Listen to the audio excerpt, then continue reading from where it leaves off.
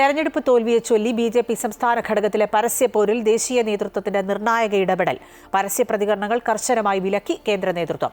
തെരഞ്ഞെടുപ്പ് പരാജയം സംബന്ധിച്ച് പഠിച്ച് റിപ്പോർട്ട് കിട്ടിയ ശേഷം അടുത്ത മാസം ചേരുന്ന അവലോകന യോഗത്തിൽ ഇക്കാര്യങ്ങൾ ചർച്ച ചെയ്താൽ മതിയെന്നാണ് നിർദ്ദേശം. ഇതിനിടെ ബി.ജെ.പിയിൽ അസംതൃപ്തരായി നിൽക്കുന്ന നേതാക്കളെ കോൺഗ്രസിലേക്ക് സ്വാഗതം ചെയ്ത് സന്ദീപ് വാര്യരും രംഗത്തെത്തി.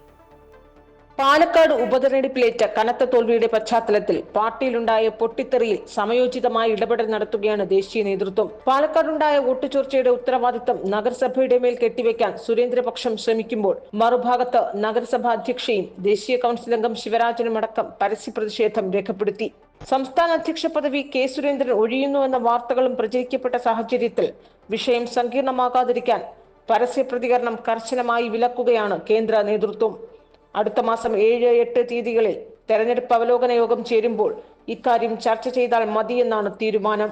തെരഞ്ഞെടുപ്പ് തോൽവിയെക്കുറിച്ച് പഠിച്ച് റിപ്പോർട്ട് നൽകാൻ 3 ജില്ലാ അധ്യക്ഷന്മാർക്കും നിർദ്ദേശം നൽകിയിട്ടുണ്ട്.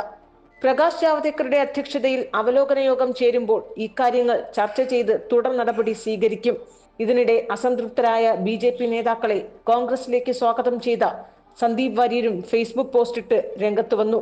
പാലക്കാട് നഗരസഭാ അധ്യക്ഷ പ്രമീള ശശിധരൻ, എൻ ശിവരാജൻ, പാർട്ടി വിട്ടുപോയ വയനാട് മുൻ ജില്ലാ അധ്യക്ഷൻ കെ.പി. മധു തുടങ്ങിയ നേതാക്കളൊക്കെയും പരസ്യമായി രംഗത്ത് വന്ന സാഹചര്യത്തിൽ കൂടിയാണ് സന്ദീപ് വാര്യരുടെ പുതിയ നീക്കം. തദ്ദേശ തെരഞ്ഞെടുപ്പിനായി 3 മുന്നണികളും സജ്ജമാകുമ്പോൾ ബി.ജെ.പിയുടെ പ്രാദേശിക ശക്തി കേന്ദ്രങ്ങളായി പ്രവർത്തിക്കുന്ന നേതാക്കളെ ലക്ഷ്യമിട്ട് രംഗത്തിറങ്ങുകയാണ് കോൺഗ്രസും CPM-ഉം. അമൃത ന്യൂസ്, തിരുവനന്തപുരം.